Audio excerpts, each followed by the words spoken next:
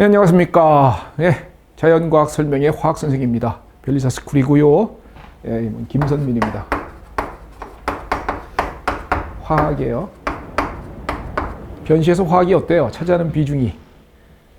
비중은 자연과학에서 4개 중에 하나입니다.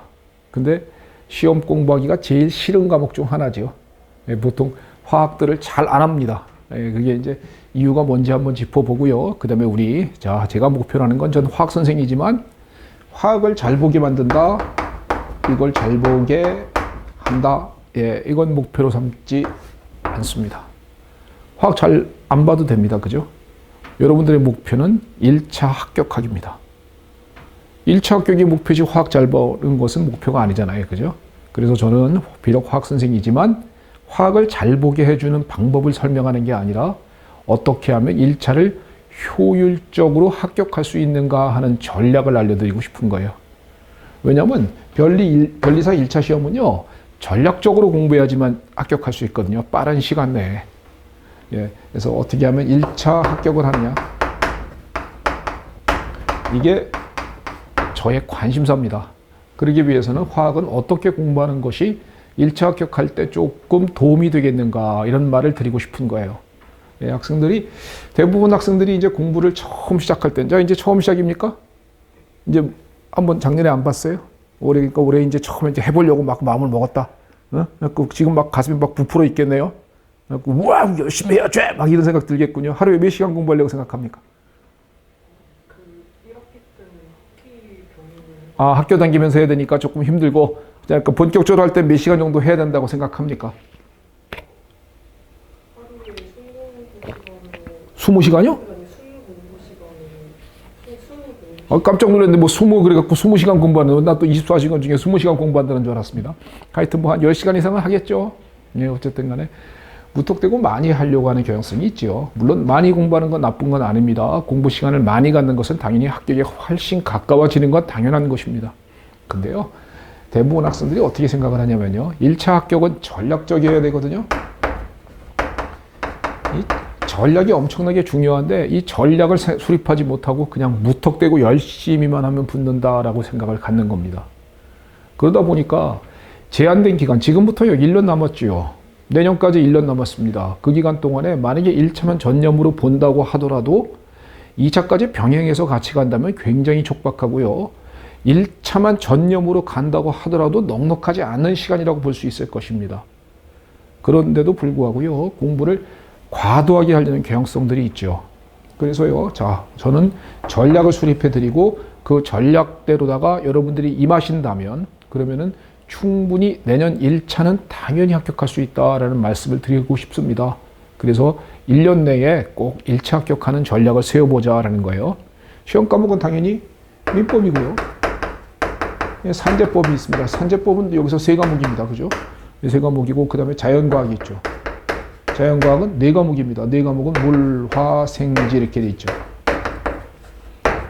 이렇게 되고, 이게 10개씩 나옵니다. 각각 10개씩. 물론 이게 40개, 이거 40개 나오고 40개 나오고 이렇게 나오죠. 자, 여기서 어떤 과목, 전략을 세워봅시다. 어떤 과목을 제일 열심히 해야 되겠습니까? 어떤 과목? 학생. 전 산업재산권법. 산재법을 제일 열심히 해야 된다. 또? 그 다음이 민법. 그 다음에 자연과학은 대충 본다. 그겁니다. 결론은 그거예요. 학생들이 대부분 다 민법, 산재법과 자연과학을, 예를 들면요, 민법 한 과목을 화학하고 똑같이 공부했다. 그 얘기는요, 1년 내에 도저히 못해요. 화학만 1년 해도 올해 같은 경우에는 문제가 좀 쉬웠기 때문에 다 맞는 사람도 있더라고요. 근데 작년까지만 해도 한 명도 없었거든요. 다 맞은 사람이. 근데 올해는 다 맞은 사람이 신고를 해주더라고요. 그거 보니까 올해는 다 맞을 수도 있었겠구나라는 생각이 들지만, 보통 화학에 대한 감각 베이스가 약한 사람은요, 민법만큼 화학을 해도 화학 10개 못 맞아요. 그런데 이렇게 화학을 갖다 공부하려는 전략을 세우는 겁니다. 그렇게 열심히 해야 되겠다고 마음을 먹지요. 그러다가 언제 아느냐면요, 이게 잘못됐다는 것을 시험이 한 달쯤 남았을 때 압니다. 그때 가면 어이구야, 올해는 틀렸겠구나 라는 생각이 드는 거예요. 그러니까 처음부터 그런 생각을 갖지 마시고 합리적인 전략을 세워서 공부를 필요한 만큼만 정확하게 해서 합격하도록 합시다. 자, 어떤 과목을 제일 열심히 해야 됩니까? 민법 산재법입니다. 말할 것도 없어요.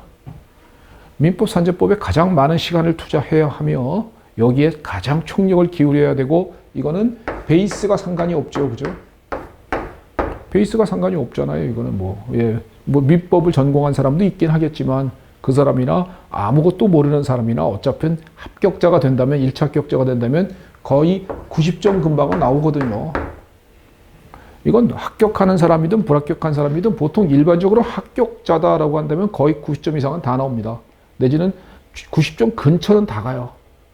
그렇기 때문에 이걸 이만큼 받는다는 것은 이건 너무나 당연한 전략이 되는 것이고요. 이거는 얘기거리가 없는 거예요. 그런데 가끔 가다가 민법만큼 화학을 하는, 민법만큼 물리를 하는, 민법만큼 생물을 하는 이런 어리석은 수험생이 있다는 것이죠. 초시에는 못 붙습니다. 그거는. 초시에는 못 붙어요. 그러면 여기서 만약에 시간을 엄청나게 만약에 투자했다 칩시다. 그러면 여기서 시간을 빼앗길 수밖에 없습니다. 그러면 90점을 못 받는 겁니다. 이거 90점을 못 받으면요. 합격은 점점점 멀어지는 거예요. 그러니까 여기서 90점을 반드시 받을 수 있도록 그렇게 전략을 세우는 것. 그게 첫 번째로 중요하고요. 그거는 민법하고 산재법은 제가 다루는 분야가 아니고 전혀 모르기 때문에 여러분들에게 맡기겠습니다. 그러면은 이제 제일 열심히 해야 되는 과목은 자 정리하면요. 민법하고 산재법이 제일 많은 시간을 투자해야 되는 것은 당연한 것입니다. 그 다음에는 자연과학에 관한 얘기죠. 자, 자연과학은요. 베이스에 따라서 사람마다 천차만별입니다. 어떤 사람은 화학을 굉장히 잘하는 사람이 있어요. 지금 당장 시험 봐도 7개, 8개 맞는 사람이 있고요. 어떤 사람은 화학은 탄소가 C인가요? 그러면 이런 사람도 있는 거예요. 그렇기 때문에 베이스가 너무나 차이가 나는 과목들이 자연과학이기 때문에 이렇기 때문에 베이스가 없는 사람들은 공부하기가 정말 쉽지 않은 과목 중에 하나가 될 겁니다. 그러면 여기 4과목이 있을 거예요. 자연과학에서 물화생지. 목표는 4과목에서 자 학간 가다가 올해 같은 경우에는 커트라인이 얼마가 나올지 모르지만 조금은 높아질 겁니다. 문제가 조금 쉬웠기 때문에 조금은 높아질 거라고 보여지고요. 그랬을 때 올해 같은 경우에도 올해 같은 경우에는 이 자연과학에서 90점을 받은 사람을 내가 봤어요. 그런 사람은 봤지만 실제로 90점 받는다는 건 불가능에 가깝거든요. 그러니까 90점을 받는다는 건 불가능합니다. 그러면 어떻게 자연과학을 임하는 것이 맞는가라는 것을 한번 생각해 보죠. 그러면 자연과학 4과목입니다. 어떤 과목? 학생은 전공이 뭔가요? 식품. 그러면 어느 쪽에 가깝습니까? 화학생. 학생은? 신소재. 그러면 없어. 전공이. 학생은? 신소재? 없어. 학생은? 신소재? 무슨 여기 또 같은 과에서 다 온 겁니까? 아는 사람들이야? 그냥 우연히 왔는데 이렇게 뭉치는 거야? 그래. 신기하군요. 베이스가 없는 사람이 있고 어떤 사람은 좀 있는 사람이 있어요. 그러면 베이스가 없는 사람을 기준으로 잠깐 얘기해 봅시다. 베이스가 있는 사람은 좋지요. 당연히 조금은 유리합니다. 자, 어떤 과목을 제일 열심히 해야 합니까? 4과목 중에. 학생은 화학을 제일 좋아하니까 화학을 제일 열심히 하겠다. 이런 얘기하고 되는 거예요. 베이스가 없는 사람을 기준적으로 봤을 때. 자, 학생은 어떤 과목을 제일 열심히 해야 된다? 지구과학. 정답. 지구과학입니다. 지구과학을 제일 열심히 해야 돼요. 지구과학은요. 누구라도 합격자가 되면 8개, 9개 맞습니다. 그리고 매년마다 문제가 그렇게 나옵니다. 문제가 그렇게 나와주고 그 다음에 이거는 암기에 살짝 좀 가깝죠. 얘네 2개는 암기에 가까운 과목이죠. 이거 2개는 이해하는 과목이죠. 그러다 보니까 암기는 열심히 공부하면은 충분히 풀어낼 수 있다는 뜻입니다. 그 얘기는요. 지구과학하고 생물은 열심히 공부하면 되는데 생물은 지구과학에 비해서 양이 한 10배 돼요. 양이 너무 방대하기 때문에 생물을 주 전공으로 삼으려면 어느 정도 생물의 베이스가 있는 사람이 생물을 주 전공으로 삼을 수 있습니다. 하지만 지구과학은 전공과 관계없이 누구나 다 공격 과목이 될 수가 있는 거예요. 그러니까 지구과학에 가장 많은 시간을 투자합시다. 근데 아이러니하게도 지구과학을 가장 안 합니다. 4과목 중에 제일 만만하다 그래서요. 제일 안 합니다. 그러다 보니까 어떤 일이 벌어지냐면요. 지구과학에서도 8개, 9개를 못 받는 거예요. 그러니까 여기서는 지구과학에서는 10개 중에서 8 내지 9개, 물론 10개까지나 맞으면 좋고요. 이 정도를 받을 수 있도록 그만큼 시간을 투자했으면 좋겠고요. 이거는 베이스가 약하든 강하든 간에 다 가능하다고 합니다. 그러니까 이 정도는 충분히 해낼 수 있도록 이렇게 노력하시고 그건 여러분들이 한번 시간을 잘 투자해 주셨으면 좋겠습니다. 예, 저는 지구과학 선생이 아니라 화학 선생이에요. 예, 그러면 자 이제 지구과학은 일단 누구라도 다 열심히 해야 됩니다. 전공자든 비전공자든 베이스가 있던 없던. 그러면 나머지 세 과목입니다. 자, 어떻게 공부하는 것이 전략적입니까? 전략을 수립하는 거예요. 학생들은 대부분 전부 다 열심히 한다. 그래서 다 열심히 하다 보면요. 어느 한 과목에 몰입하게 되고 그 한 과목의 몰입은 민법이나 산재법을 망가뜨리는 결과로 나옵니다. 민법, 산재법 망가지면 구제가 불능이에요. 하지만 여기 있는 과목 중에서 한 과목 정도, 두 과목까지 망가져도 합격할 수 있습니다. 근데 완전 망가진다는 것이 뭐 한 개, 두 개 맞으면 안 되고요. 예, 네다섯 개 정도만 맞아도 충분히 구제가 될 수 있는 것이거든요. 그러면은 어떻게 공부하는 것이 맞느냐? 자, 제일 먼저 지구과학을 제일 열심히 하자. 두 번째, 세계 중에서 본인이 가장 관심이 있는 것은 학생은 화학이라면 화학, 또 생물이라면 생물, 신소재는 물리에 좀 가깝나요? 그러면은 물리라면 물리, 자기가 베이스에 따라서 공격인 과목을 하나를 만들어 놓읍시다. 셋 중에 하나. 하나 혹은 둘. 두 과목이면 너무 좋고요. 한 과목은 최소 공격인 과목을 만들어 놓자고요. 그러면 방어인 과목이 저는 공격하고 방어로다가 구분합니다. 자연과학은요. 왜냐하면은 베이스에 따라서 공부를 해도 사실 안 되는 과목이 있기 때문에 그렇거든요. 그러면 방어인 과목은 한 두 과목 정도, 한 과목 내지 두 과목 정도가 방어가 된다 이렇게 보여지는 것이지요. 그러면 이 공격과 방어를 어떻게 구분하느냐 하면요. 자기 현재의 베이스에 따라서 구분해도 돼요. 자기 현재가 이제 학생 같은 경우에는 화학에 뭔가 강점을 보이는 것 같아. 그러니까 나는 화학 공부할 때 별로 좀 화학의 기본 이론을 좀 알고 있어. 그리고 화학에 공부할 때 이렇게 스트레스 받지 않아. 그리고 문제 풀 때도 난 어느 정도 풀 수 있어 라고 생각이 들으면은 화학이 주 전략 과목이 될 수 있는 거고 공격이 되는 겁니다. 그러면 공격 과목에서는 자 이제 만약에 화학이 공격이었다 라고 한번 얘기해 보자고요. 그러면 공격이었다 그러면 10개 중에서 8개 이상은 맞춰야 됩니다. 8개, 10개를 다 맞추려고 할 건 없어요. 뭐 10개 다 맞아서 뭐합니까? 예, 10개 다 맞을 필요 없고요. 8개, 9개. 왜냐하면 완벽하게 다 맞겠다라는 욕심을 가지면 공부가 지역적으로 갈 수 있어요. 그래서 전체적인 줄거리를 못 잡고 지역적으로 가는 것은 오히려 더 나쁠 수 있거든요. 그러니까 8개 내지 9개 맞춘다라고 생각하면 됩니다. 그러면 지구과학 8개 내지 9개. 여기서 8개 내지 9개 맞았습니다. 그렇게 되면은요, 나머지 방어 과목은 몇 개 정도 맞으면 합격할 수 있느냐 하면요, 민법 산재법이 90점이 된다는 가정하에서 그랬을 때 올해 같은 경우에도 제가 볼 때 4, 5개 정도면 충분히 합격합니다. 제가 볼 때 올해라도 올해 커트라인이 상당히 높아질 거라고 생각이 들지만 제 생각에 얘가 만약에 8개, 9개, 8개, 9개가 되면 이 두 과목이 전부 다 4, 5개, 4, 5개 정도면 그러면 제가 볼 때 커트라인에 충분히 넘어간다라고 저는 생각이 들어요. 물론 그거는 결과가 나와 봐야 정확한 일이긴 합니다. 그러니까 자 이렇게 공부하면 되는 겁니다. 그러면 자 본인께서요 지구과학 열심히 하셔서 하고 베이스가 있는 과목은 8개, 9개 맞을 수 있도록 그렇게 공부하고 나머지 과목은 방어만큼은 공부하자라는 겁니다. 방어만큼만 공부해도 이만큼의 개수만 확보할 수 있다면 그러면 합격엔 지장이 없지 않느냐. 그러면 1차 합격할 때 지금부터 남은 기간 1년 남았을 텐데 그 1년 남은 기간 동안 모든 과목을 퍼펙트하게 해서 공부해서 다 시험을 잘 보면 너무 좋겠지만 실제로 불가능하거든요. 예를 들면 화학에 대한 베이스가 없는 사람은 엄밀하게 얘기하면요. 올해 같은 문제는 좀 쉬웠기 때문에 조금 덜 합니다만 작년까지만 해도요. 1년 내내 화학만 해도 5개 맞기 힘들어요. 베이스 약한 사람은. 작년 같은 게 문제는 그렇습니다.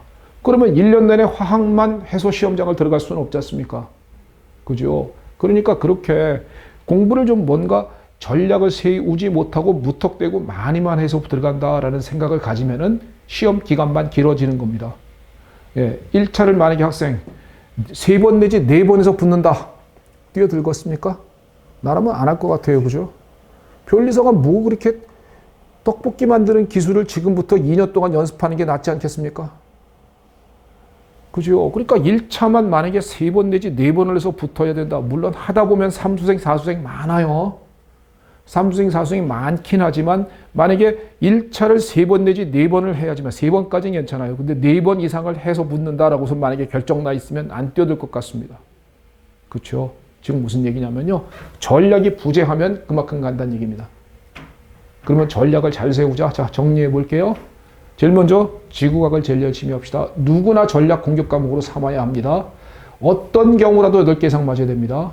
3과목 중에 한 과목은 공격으로 삼으시고요. 한 과목 내지 2과목은. 그 다음에 한 과목 내지 2과목은 방어가 될 수 있을 겁니다. 이때 공격인 과목은 8개 이상을 말하는 거고 방어인 과목은 최소 4개 이상을 말하는 겁니다. 오케이. 이렇게 말하는 거고요. 자, 이제는 공격 과목. 그러면 합격에는 지장이 없어요. 그러면 만약에 노베인 사람은 여기서 공격 과목, 방어 과목을 어떻게 수립할 거냐라는 말씀을 드려보죠. 베이스가 전혀 없어요. 말하자면 문과 학생들이다라고 생각해 보자고요. 그러면 물리과학생 똑같습니다. 다 몰라. 그럴 때는요, 간단하죠. 3과목을 다 공부해 나가면서 그래서 빨리 뛰어드는 것이 중요한 겁니다. 뛰어드는 게 빨리 뛰어들어야만 자기가 공격이 되는지 방어가 되는지를 빨리 판단할 수 있거든요. 그래서 3과목을 공부를 쭉 해나가는 겁니다. 공부를 해나가다 보면요, 본인께서 흥미를 가지는 과목이 나타날 겁니다. 본인이 흥미를 가지는 과목이 나타나게 되면 그게 공격이 될 수도 있는 것이에요. 그게 공격이 아닐 수도 있습니다. 아닐 수도 있지만 어쨌든 간에 내가 어떤 과목을 공부했더니 재밌다라는 느낌이 오거나 나는 이 과목은 뭔가 할 것 같아요 라는 생각이 들면 그게 흥미가 있는 거잖아요. 이러면 이 학생은 그 과목은 흥미가 생기는 과목이 있으면 그거는 공격 과목이 될 수 있어요. 그러려면 이거를 알기 위해서는 어떻게 해야 돼? 최대한으로 빨리 뛰어들어야죠. 최대한으로 빨리 뛰어들어야 3과목 중에 공격인 과목을 어떤 과목으로 수립할지를 작전을 세워서 공부를 해나갈 것 아니겠습니까? 그런데 그걸 갖다가 생각을 그렇게 하지 못하고 3월달 이제부터 이제 개강이잖아요. 다 모든 학원이 다 개강합니다. 3월달에 제일 먼저 뛰어드는 과목 무슨 과목이야? 민법입니다. 그 다음에 4월달 넘어가면 무슨 과목이에요? 안 합니까? 그냥 공부 안 할 겁니까? 무슨 과목 합니까? 보통 산재법 같이 갑니다. 근데 산재법에서도 특허합니다. 그러다가 상표하고요. 그 다음에 디자인합니다. 그 다음에 자연과학은요. 여름에 개더워 죽겠는데 그때부터 뛰어들어 볼까라고 생각하는 겁니다. 그때부터 뛰어들어 볼까라고 생각하니까 어떤 과목이 흥미가 있는지를 알 수가 있나. 마음만 조급해지는 것을요. 마음만 조급해지고요. 그 다음에 문제는 뭐냐면요. 3월달부터 민법을 해도 여름이 되어도 민법이 완성이 되느냐? 안 됩니다. 그냥 3월달부터 민법을 하면 여름쯤 되면 조금 친숙하네요. 이 정도밖에 없어요. 그런데 거기다 자연과학까지 들어가게 되면 4과목에 대한 부담감이 있기 때문에 자연과학은 더군다나요. 공부를 한 만큼 성적이 나오면 좋겠는데 그렇지 못한 과목이거든요. 그러다 보니까 전략이 조금 약한 수험생들은 그 전략도 없이 공부를 시작하게 되고 그것이 바로 잘못된 패착 원인이 되는 것이에요. 즉, 자, 빨리 뛰어들으십시오. 빨리 뛰어들어야 된다. 최대한으로 빨리 뛰어들어야 된다. 빨리 뛰어들어서 지구과학도 제발 좀 인터넷 뭐 오픈 카톡방 내지는 뭐 이상한 사이트에 뭐 어떤 놈들 뭐 지구과학 뭐 일주일만 하면 뭐 9개 맞아요. 이런 개소리에 제발 좀 속지 마십시오. 자연과학이야. 자연과학이 어떻게 일주일만 하면 9개를 맞아. 걔 삼수생이야. 걔 삼수 내지 사수생이야. 그러니까 지가 자기의 그 과거의 그 어떤 베이스 같은 건 전혀 밝히지 않은 상태에서 지 경험만, 그 현재의 경험만 딱 써놓거나 내지는 훌리드립니다. 그러니까 그런 데 속지 마시고요. 지구과학도 제발 좀 빨리 공부를 뛰어드시고 여러분들이 공부를 빨리 했으면 좋겠습니다. 최소한 지구과학도요. 여름방학 전에는 꼭 했으면 좋겠어요. 여름방학 그때쯤 한 6월, 7월 달 이쯤에는요. 그죠?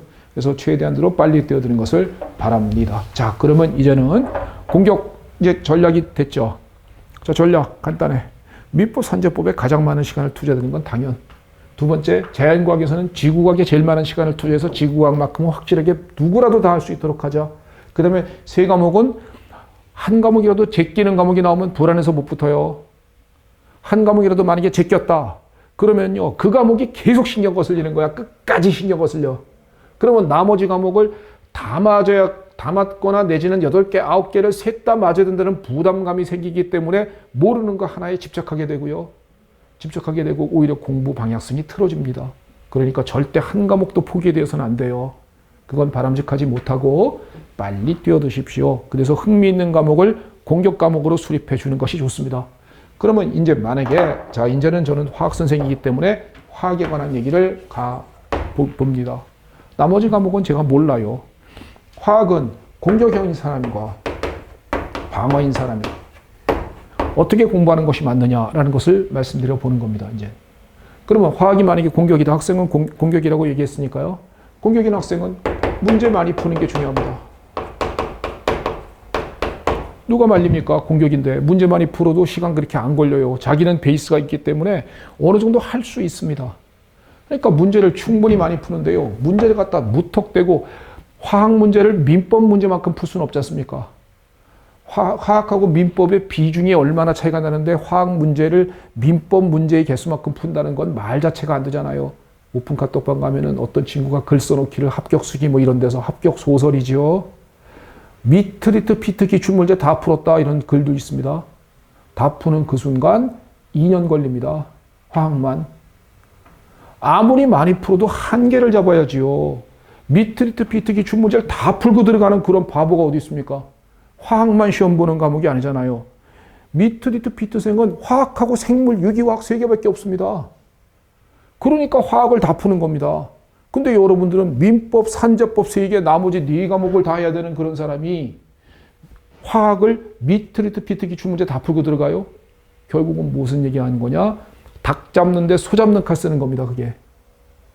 이게 얼마나 잘못된 공부인지를 스스로 깨우치지 못하는 것입니다. 왜? 그런 합격 수기들이 있거든요. 가끔 가다가. 걔 3수생 내지 4수생입니다. 그러니까 그런 현혹되지 마시고요. 문제 많이 푸는데 적당히 잘라서입니다. 제가 볼 때 미트리트 피트 문제 같은 거 풀긴 좋은데 선별해서 푸는 것이 좋습니다. 선별해서 푸는 거고요. 기출문제 푸는데 기출문제도요. 한 15년, 10개년치? 기출문제 한 10개년치 정도 문제를 풀어주는 것이 좋아 보입니다. 어떤 친구 가끔가다 또 너무 세밀한 친구는 30년 전 기출문제 갖다 놓고선 이거 어떻게 풀어요 이러더라고요. 말하자면요. 전혀 경향성이 안 맞는 걸 갖다 그냥 기출이라는 이유만으로 풀려고 하는 것이거든요. 그런 것도 학생의 조바심이고 궁박, 경솔, 무경험한 학생의 말 그대로 욕심에 지나지 않는 겁니다. 그러니까 무턱대고 많이만 하다가 망그러지지 마십시오. 세상에 제일 억울한 게 많이 하다가 망그러지는 거잖아요. 그죠? 그러니까 그렇게 하면은 오히려 망가질 수 있으니까 미트리트 문제, 피트 선별하고 기출문제 10개년치. 제가 볼 때 이 정도, 그 다음에 학원 모의고사 문제, 이 정도만 이렇게 다 풀어내면은요, 문제수가 한 1000문제 안 될 겁니다. 이거, 그러니까 선별해서 가고, 이거 기출문제 10개년치 하면은 여기서 100문제죠? 그 다음에 모의고사 문제, 요거 60문제, 이거 100문제, 여기서 한 2, 300문제, 한 150, 2, 300 이 정도 될 겁니다. 예, 한 300 정도 잡자고요. 그럼 한 500 정도 되는 겁니다. 이 정도가 공격인 수험생이 푸는 방법이에요. 내용 정리가 다 된 상태에서요. 그럼 방어인 수험생은 어느 정도 하는 것이 맞습니까? 방어인 수험생은 지금부터 이제 공부 전략을, 이제 공격인 수험생의 문제 어느 정도인지 아시겠어요, 학생? 학생은 화학이 공격일 수 있다고 했으니까. 그러니까 이 정도 문제만 풀어주면 되고요. 이거 완벽하게 다 풀려고 하는 그런 어리석은 짓은 하지 마세요. 그게 그 시간에 하고 싶으면 민법을 더 하십시오. 알았죠? 그리고 싶으면 민법을 더 하세요. 예, 그러면 공격인 수험생은 이 정도 해주시면 좋습니다. 그러면 방어인 수험생은 어떻게 전략을 잡는 겁니까? 이제 화학이 방어입니다. 베이스가 약해요. 재미도 없어요. 그리고 하긴 해야 되겠습니다. 안 할 수는 없어요. 이런 생각이 듭니다. 그러면 전략을 어떻게 잡아야 돼요? 화학은요, 2가지거든요. 하나는 이해 암기형과 응용 계산형 2가지가 있습니다.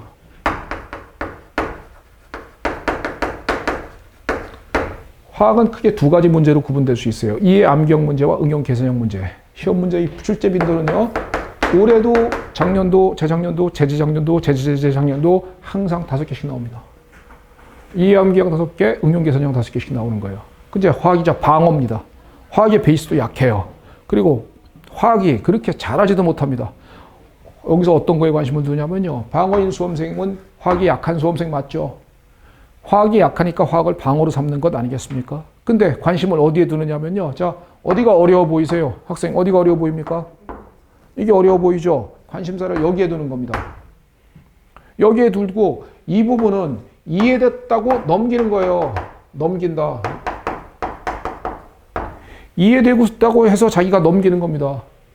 책을 볼 때 이해됐으니까 그냥 맞아. 시험장 가서 요거 내용 나오면 요대로 이렇게 이해한 대로 풀면 되겠지라고 생각하고선 시험장을 들어가는 겁니다. 그리고 연습할 때 순 뭐만 공부하는 거냐면요. 여기 부분만 연습하는 거예요. 응용 계산형 문제만 연습을 신나게 하고 들어갑니다. 응용 계산형 문제가 연습이 되나요? 안 되거든요. 뭐 어떻게 연습하느냐면요. 자, 문제가 나왔어요. 예를 들면 평형 문제 굉장히 어려운 게 있습니다. 문제를 딱 읽어요. 딱 읽었더니 못 풀겠습니다. 어떻게 풀어야 되는지 감도 안 잡힙니다. 그러니까 어떻게 푸느냐면요. 해설지 갖다 놓고요. 각 선생마다 해설지 다 나눠주죠. 다 나눠주니까 해설지 갖다 놓고 그 다음에 해설지를 읽습니다. 그러면서 맞아. 그래 맞아. 이러면서 자기가 해설지를 읽는 거를 자기가 공부했다고 착각하고 시험장을 들어가는 겁니다. 어떤 일이 벌어지냐면 시험장 가면 그 문제 없어요. 그 문제 없잖아요. 똑같은 문제 안 나오지 않습니까? 기출, 이미 출제가 되었다. 다른 말로 하면 다시는 안 낸다 이거야. 그렇기 때문에 똑같은 문제에 기억, 니은, 디귿까지 똑같은 건 없습니다. 시험장 가면. 그런데 과거 기출 문제 갖다 놓고선 혹은 연습할 때도 이 부분에서 해설을 읽는 데 집중하는 겁니다. 해설을 읽는다야. 이게 뭐냐? 최악의 상황을 만들어내는 겁니다. 이 문제 들어가면 못 풉니다. 이 문제가 보통 올해도 그랬고 작년도 그랬고 11번, 12번, 13번입니다. 앞에 부분이야. 앞에 부분의 문제가 보통 응용계산형 문제를 이렇게 내거든요. 그러면 이 부분 문제는요. 딱 보는 순간에 응용력을 발휘해서 계산까지 해야 됩니다. 그렇기 때문에 시간이 걸려요. 그러니까 화학이 가뜩이나 약한데 가뜩이나 약한 수험생이 시간 걸리는 문제를 거기서 어떻게 풀어야 되는지 매듭도 못 잡은 상태에서 시험장에서 풀어보고 있는 겁니다. 1분 1초가 아까운 시험장에서요. 그러니까 어떤 일이 벌어지냐? 못 풀고 시간만 30분 지나가는 겁니다. 그러니까 화학이 쫄딱 다 망하는 거예요. 뒤에 부분이 이제 긴장되거든요. 시간이 엄청 갔거든요. 그럼 뒤에 부분에서 이제 이해 암기형 파트 문제는 이해만 하고 시험장을 들어가 버렸습니다. 그러니까 거기서 시험장에서 풀고 있는 거야. 그러니까 시간은 많이 지났죠. 시간의 압박감을 느끼죠. 더군다나 물리해야죠. 지구과학도 풀어야죠. 하는 이런 압박감을 느끼니까 쫙 다 날아가는 겁니다. 자, 방어인 수험생. 이 부분은 어렵다니까요.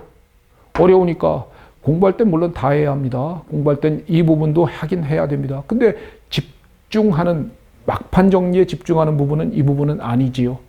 이 부분은 과감하게 버릴 수도 있는 겁니다. 시험장에서도 안 풀 수 있는 것 아닙니까? 안 풀어도 되잖아. 이거 맞추나 이해 암기형 맞추나 똑같거든요. 그러니까 이 부분은 시험장에서 안 풀 수도 있는 겁니다. 그러니까 자 11, 12, 13 딱 넘기고 14번부터 이해 암기형 파트 문제가 딱 들어가면요. 거기부터 문제를 푸는데 이해 암기형 파트 공부는 이해됐으니까 넘긴다 하면 안 됩니다. 이해됐으니까 암기하여라. 방점은 암기에 있다는 것이지요. 책에 있는 내용을 다 외우고 들어가는 겁니다. 시험장에. 싹 다. 이거는 이해가 된 상태에서 암기하는 것이기 때문에 외울 수 있어요. 이건 외워집니다. 그러니까 책에 있는 것을 전부 다 암기하고 시험장을 딱 들어간다. 그러면 올해 같은 문제 딱 보는 순간 바로 찍는 문제들이 있습니다.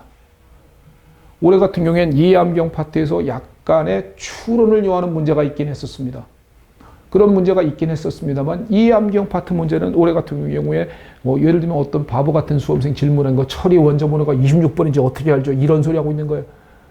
와, 눈 튀어나와가지고 이게 네가 수험생이었냐? 네가 변리사 수험생이냐? 이런 생각이 저절로 나오는 그런 질문들이 어이없는 질문들을 하고 있는 그런 수험생이 있다는 것이지요. 즉 암기하고 들어가면요 그런 일이 없어요. 그러니까 암기가 딱 되고 들어가면 배유학 문제 보는 순간 바로 답이 찍힙니다.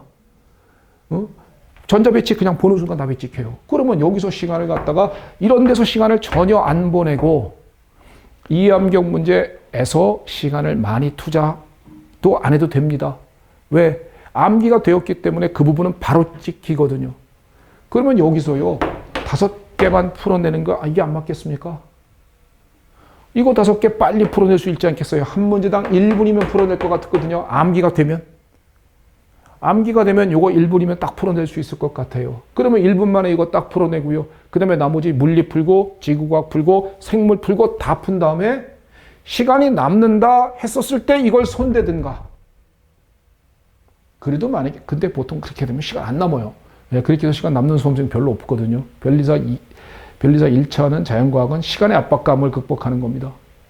그렇기 때문에 시간이 남는다라는 것은 불가능에 가깝고요. 시간은 남지 않지만 결국은 자, 이 부분 5개 확보됐습니다. 그럼 남는 거 5개 어떻게 해야 돼요? 그냥 내려 긁으면 되죠. 일자로. 일자로 긁을 땐 또 내려 긁어야죠. 일자로 내려 긁으면 자, 오지선 답니다. 5개 긁었습니다. 하늘이 도와서 1개만 맞아주면 되잖아요. 하늘도 버리고 조상도 버리고 누구도 다 버리면 다 틀릴 수도 있겠지만 보통 확률상 5개 긁으면 하나 맞지 않겠습니까? 그러면 하나 추가했으면 6개. 예술이잖아요. 예술이잖아요. 이거잖아요. 이게 화학 공부의 전략인 것입니다. 그러면 자, 우리가 자 이제 공격인 사람은 내용을 많이 봐도 됩니다.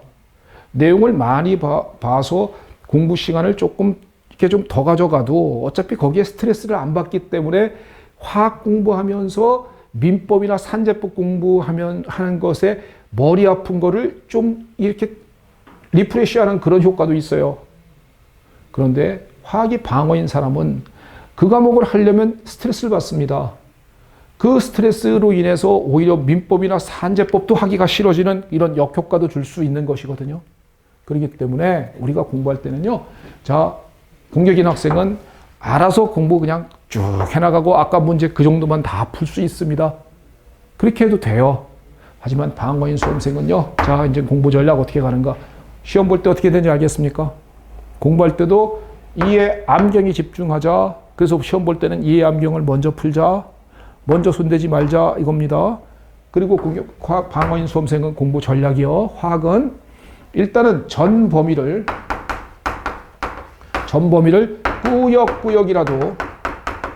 꾸역꾸역이라도 1회 이상은 봐야 합니다. 전 범위를 꾸역꾸역이라도 1회 정도 봐야 돼요. 이거 여기서 이제 학생들이 굉장히 착각하는 게 뭐냐면요. 선생님, 이해 암경 파트가 5개 나온다면서요. 그러면 이 부분만 집중적으로 보고 들어가면 되겠네요, 이거야. 이해가 안 됩니다. 왜냐하면 화학에 대한 감각이 약하기 때문에.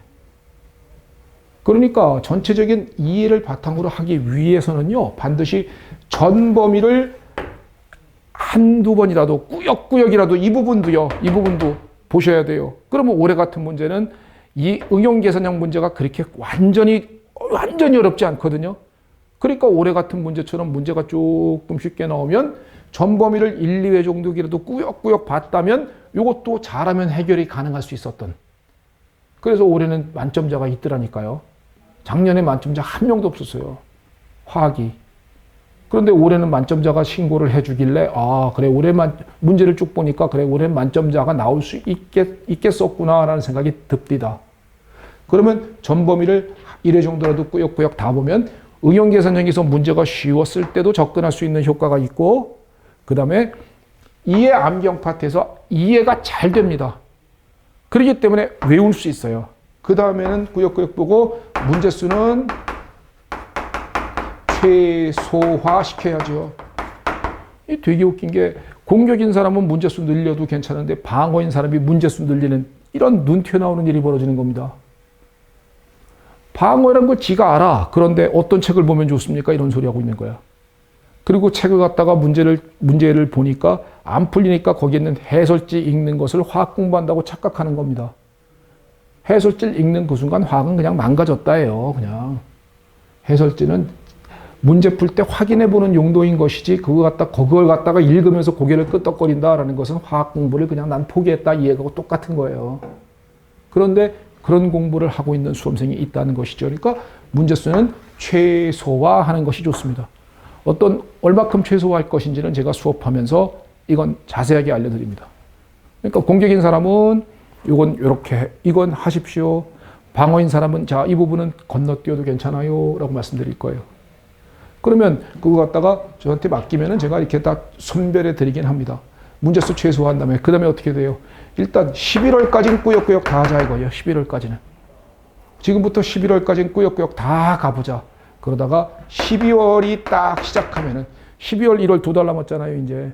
그때는 뭐 한다? 이때는 뭐 한다? 자, 이제 이건 못 한다. 이때 되면 이제 이 파트는 못 하니까 이때 이해 암기형 파트에서 암기 부분만 집중해서 다 외우고 들어가는 겁니다. 그리고 시험장 가서 이해 암기형 파트 문제 딱 보는 순간에 일단은 안 풀고 넘어가고 이해 암기형 문제만 집중해서 풀어주고 그 다음에 시간이 남으면 푼다. 이게 전략이라고요. 화학의 전략이 어떤 건지 이해가 되십니까? 선생님이 말하는 전략이 이해가 되세요? 그거를 수립하지 못하고 화학의 노베인 사람이 화학의 문제수를 늘리고 무턱대고 많이만 하려고 하면 그리고 기출문제에 든 어떤 문제든 갖다 놓고 해설지를 읽으면서 겨우겨우 꾸역꾸역 이해하는 정도의 공부를 하면 많이 하고 망합니다. 많이 하고 망해요. 많이 하고 1차 떨어진다고요. 그게 한번 딱 그랬으면 깨우치면 되는데 못 깨우쳐서 그 다음에 또 그러고 그 다음에 또 그러고 이러는 거예요. 그래서 1차를 갖다가 몇 년씩 가는 경우가 생기는 이유가 바로 자연과학의 전략 부재인 겁니다. 1차는요 분명히 자연과학의 전략인 겁니다. 변리사 1차 시험은요 민법 산재법은 합격자라면 거의 90점 금방은 다 갑니다. 그렇기 때문에 그거에서 그 점수 때문에 문제가 생겨서 떨어지는 수험생은 거의 없어요. 떨어졌다 하면 자연과학에서의 점수 격차 때문이거든요. 즉 자연과학 점수 격차를 갖다가 극복하는 방법에 대해서 말씀드리는 거니까 잘 새겨 들으십시오. 잘 새겨 들으셔서 저 정리합니다. 지구과학에 제일 열심히 합시다. 그 다음에 셋 중에 하나는 빨리 뛰어드셔야 됩니다. 그래야만 공격이 뭔지를 알 수 있습니다. 그 다음에 공격인 사람은 문제 많이 풀고 하는 건 나쁘지 않아요. 하지만 방어인 사람이 문제 많이 풀겠다고 뛰어드는 그 순간 역효과가 나면서 민법 산재법까지 덩달아 망합니다. 그런 일은 제발 벌리지 말자고요. 아셨죠? 여러분들의 목표는 1차 합격이지 변리사가 되는 것이 목표인 것이지 화학 잘 보기, 물리 잘 보기가 아니지 않습니까? 내년에 여러분들을 김선민의 강의실로 또 끌어오는 방법이 있을 겁니다. 내가 강의실로 여러분들이 끌어오는 방법이 있을 거예요. 자, 저 스터디 해드리거든요. 올해도 해드립니다. 화학 스터디 해드려요. 화학 스터디 여기서 문제 나눠드리고 또 거기에 대한 해설도 자세하게 따라서 나눠드리고 합니다. 그리고 숙제 검사도 해드릴 거예요. 자, 문제 나눠주고 그 다음에 자 기출문제. 기출은 15년치를 갖다가 유튜브에 About 화학이라는 곳에 유튜브입니다. 유튜브에 About 화학이라는 곳에다가 15년치를 해설해서 올려놨습니다. 그러니까 가서 무료로 볼 수 있어요. 그리고 이거 스터디 해드립니다. 그 다음에 저 이제 내일 모레부터 개강을 합니다. 자, 제가 계속 강의하면서 공격이든 방어든 상관없이 아무 말도 하지 않고 그냥 문제수 계속 늘려드리면 문제수를 계속 만약에 늘려드리면 기출 15년치 다 해드리고요. 그 다음에 여기다가 미트리트 피트 문제 전부 거의 대부분을 다 갖고 오고요. 그 다음에 스터디에서도 문제수 왕창 늘리고요. 또 문제풀이반이 있을 것 아니겠습니까? 8월, 7월 달 넘어가면요. 문제풀이반에서도 문제수를 갖다 왕창 늘려서 아무 말도 안 하고 문제를 계속 늘려드리면요. 어떤 일이 벌어지냐면요. 성실한 수험생은 저를 따라옵니다. 성실한 수험생은 저를 따라와요. 그리고 수험생들의 특징은 뭔지 아십니까? 전략적으로 공부한다 그러면 왠지 잔머리 쓰는 것 같은 착각에 빠지는 겁니다. 공부를 굵고 무식하게 해야지 전략적으로 야, 이 잔머리나 쓰니까 떨어지지 이런 생각하는 거예요. 그러니까 문제를 많이 풀라는 말은 잘 먹혀 들어갑니다. 학생에겐. 문제를 많이 풀라는 말은 잘 먹혀 들어가요. 그래서 되게 문제를 많이 나눠주고 문제를 많이 풀게 해주면 그리고 양을 방대하게 가져가면 학생들은 선호합니다. 좋아해요. 나는 아무 말도 안 하고 이걸 다 해드릴 수 있습니다. 그러면 공격이든 방어든 간에 많이 하게 되죠. 그럼 화학을 많이 하게 만들어 주니까 어떤 일 벌어집니까? 당연히 성실한 수험생은 따라옵니다. 성실한 수험생이 따라오면 당연히 화학 성적은 높게 받을 수 있겠지요. 화학을 제일 많이 했으니까. 화학의 공부 시간을 다른 과목 지구과학이 한 10배, 뭐 물리의 한 대여섯 배, 생물의 한 2배 이상 공부했다. 그럼 화학 성적이 제일 높아지는 건 당연한 것입니다. 그러면 성적을 딱 받았는데 화학만 예를 들면 9개 맞았습니다. 예를 들면요. 근데 나머지 뭐 지구과학 같은 경우도 3개 내지 4개 맞고 나머지 과목은 이 정도 받았다 칩시다. 어떤 일 벌어집니까? 내년에 학생 데리고 저한테 또 옵니다. 다른 친구 데리고. 화학은 김선민이 최고야. 듣기만 하면 9개 맞아. 칭찬글이 자자하게 깔립니다. 결국은 뭐냐? 나의 상술로 여러분들의 앞길을 내가 방해 준 거예요. 여러분들의 목표는 화학 잘 보기가 아니라니까요. 1차 합격하기라니까요. 그러면 어떤 일이 벌어지냐면 선생은요, 그 각 과목의 선생은 내 과목의 공부를 최소화시켜줘야 하는 겁니다.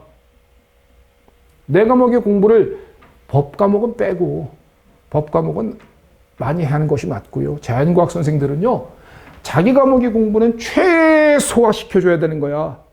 그래야만 그 과목에 부담이 안 갖게 되고, 그 과목에 부담이 덜 가지니까 공부를 재미있게 1년 내내 재미있게 끝까지 슬럼프에 빠지지 않고 갈 수 있는 것입니다.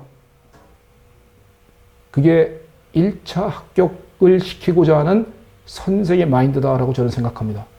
그런데 내가 장사하겠다라고 마음먹으면 이럽니다. 아무 말도 안 합니다. 공격이든 방어든 이런 얘기를 뭘 합니까? 그냥 무턱대고 많이만 해줍니다. 문제수 계속 나눠줍니다. 매번마다 문제 계속 올려주면서 학생들한테 뭔가 자기는 성이 있다는 것을 계속 어필합니다.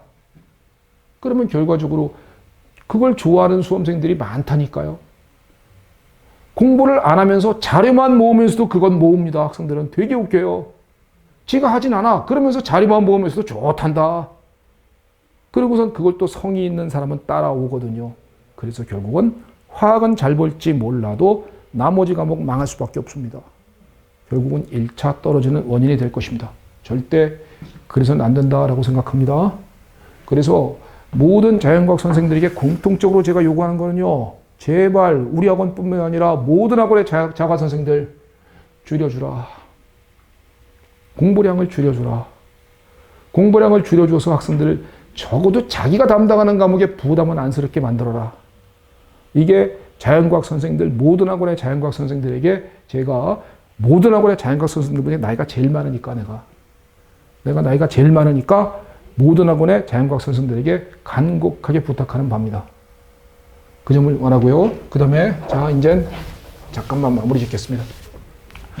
전략 짰죠? 대충 이해가 되십니까? 어떻게 공부해야 되는지 자연과학의 전략이요. 자, 제일 중요한 거 이런 거 전략 이런 거 몰라도 됩니다. 물론 뭐 모르면 조금 오래 가겠죠. 자, 제일 중요한 거는요. 공부 하루에 몇 시간 공부할 수 있습니까?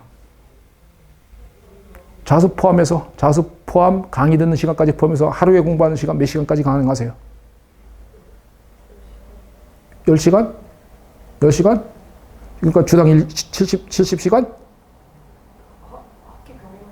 그러니까 그거 따지지 말고 그런 거 따지지 말고 그냥 평일날 공부한다고 했었을 때 전일 공부한다고 했었을 때 70시간? 하루에 12시간?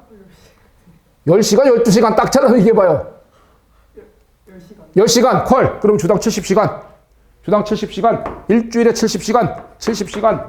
주당. 반드시 합격합니다. 안 떨어집니다. 이게 제일 중요한 거예요. 이거를 못 지키면서 이런 헛소리입니다. 다. 이거 지금 내가 여태까지 얘기했던 거는요. 이게 전제 조건으로 깔리는 얘기예요. 이게 전제 조건. 70시간 좀 많아요. 실제로 70시간 하는 사람 많지 않거든요. 스터디 할 때 제가 항상 시간을 적어 내려갑니다. 주당 몇 시간 공부했는가. 이걸 적어 내려갔을 때 전체 평균을 딱 내보거나 합격자의 그 흐름을 쫙 보면요. 60시간은 넘어갑니다. 주당 60시간. 물론 자습과 강의 듣는 시간을 포함하는 시간입니다. 이렇게 해서 주당 60시간 이상을 넘어갑니다. 그러면 합격합니다. 그러면 결론적으로요, 제일 중요한 건 뭐냐면요, 이게 갖춰져야 되는 거예요. 이게 되지 않은 상황에서, 물론 직장 생활하거나 학교 다니면서 공부하거나 하는 사람은 어떤 핸디캡이 있기 때문에 이 시간이 조금 줄어들 수 있습니다. 그런 분들은 한 40시간 이상이요. 예, 이건 뭐 직장인이나 내지는 학생이거나 하는 사람들, 예, 이럴 경우 학생도 방학 때는 백수입니다. 그렇기 때문에 방학 때는 60시간 이상 돼야 되겠지요. 그죠? 그러니까 이 정도의 시간을 지키면서 공부하는 것, 이게 모든 것에 가장 앞서는 얘기입니다. 지금 했던 이 전략들이요, 이 전략들, 이걸 못 지키면 아무 의미가 없고요. 이걸 지킨다는 가정하에서 전략을 세우면 내년에 1차 합격합니다. 그런데 이거를 지키지 못한 상태에서 아무리 전략만으로는 부족하다는 거예요. 그래서 공부 시간을 늘리는 것, 이거를 여러분들에게 꼭 추천드리고 싶습니다. 여러분들은 반드시 이 공부 시간 늘리는데 총력을 기울이고요. 공부 시간 늘리는 건 어려워요. 그렇기 때문에 이걸 잘하는 사람은 거의 합격합니다. 그러니까 대부분 수험생이 또 어떤 얘기를 하냐면요, 공부 시간 늘리기 힘드니까 자기는 효율이 중요하다라는 개소리 합니다. 변리사 수험생 중에 효율 없는 사람이 어디 있어요? 변리사 수험생이 적어도 대한민국에서 제일 어려운 시험 아니겠습니까? 시험이 있는 것 중에 지금 현재 있는 시험이 대한민국의 톱이에요, 변리사 시험이. 그러면 전국에서 제일 어려운 시험을 공부하겠다는 사람이 적어도 효율성이 떨어지는 사람이 과연 몇이나 있을까요? 그러니까 그런 측면은 거의 다 대등하다고 보여지며, 그런 것은 논란의 여지도 없습니다. 그러므로 저는 공부 시간을 이 정도는 꼭 지켜나갔으면 좋겠다. 그리고 나서 이걸 지킨다는 전제 조건에서 만약에 이게 불가능하다라고 생각하시는 분들은 아예 뛰어들질 마세요. 공부 기간만 남한테 괜히 바닥만 깔아주는 겁니다. 남 좋은 일만 시키는 거예요. 괜히 정족수만 메꿔주는 거라고요. 그러니까 그런 수험생은 아예 안 뛰어드는 것이 맞다라고 저는 생각을 합니다. 그러니까 이거 꼭 지키시고요. 전략적인 공부를 하셔서 1차 합격합시다. 아시겠습니까? 이런 걸 모르고 무턱대고 많이 한다는 건 공부 시간을 늘린다가 되어야 하는 겁니다. 한 과목의 공부를 많이 해서 다른 과목의 공부 시간을 빼앗으면서 가면은 빼앗긴 과목이 망합니다. 그건 당연한 것이에요. 그렇죠?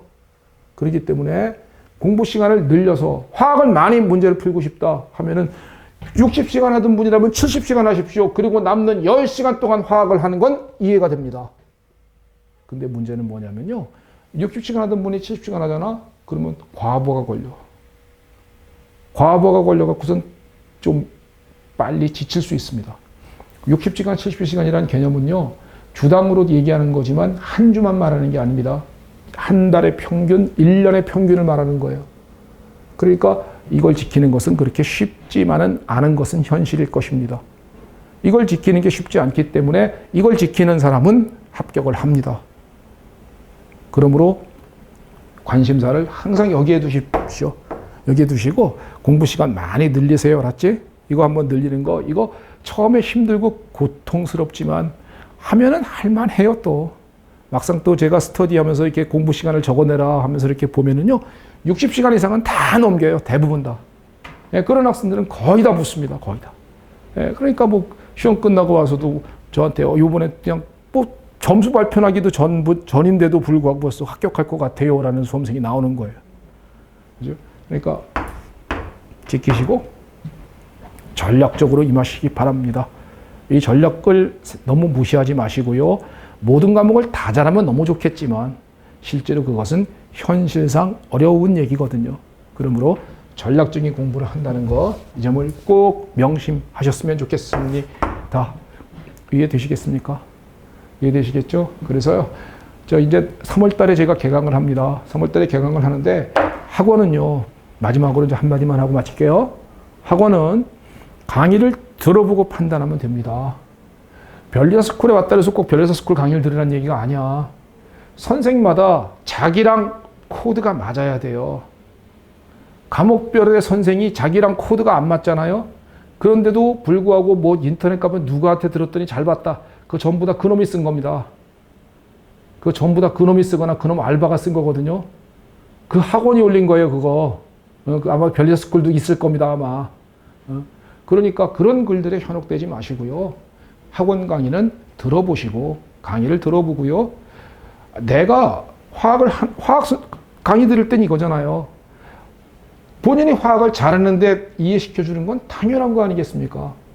본인이 잘하는데 그걸 이해 못 시키는 건 이상하잖아요. 대충 얘기해도 알아듣습니다. 잘하는 사람은. 그러니까 어떻게 관심을 보는 거냐면요. 나는 아무것도 모르는데 나 한번 이해시켜 봐. 하는 관점으로 선생 강의를 들으십시오.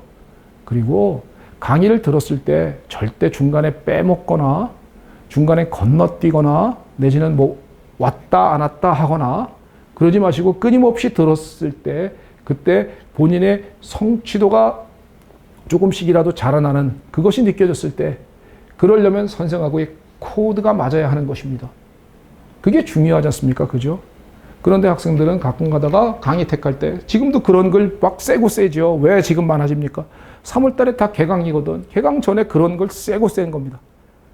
누구한테 강의 들으면 시험 잘 봐요? 뭐 일타 어쩌고저쩌고. 일타 누군지 안 나와 있어요.